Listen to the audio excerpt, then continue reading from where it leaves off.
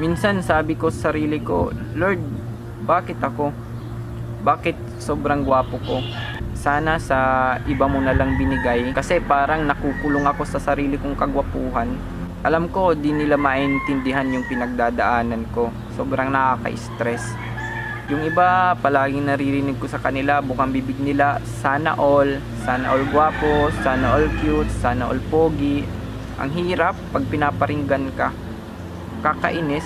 At sa mga nagtatanong kung anong sekreto ko sa mukha ko, anong nilalagay ko, wala, natural lang yan.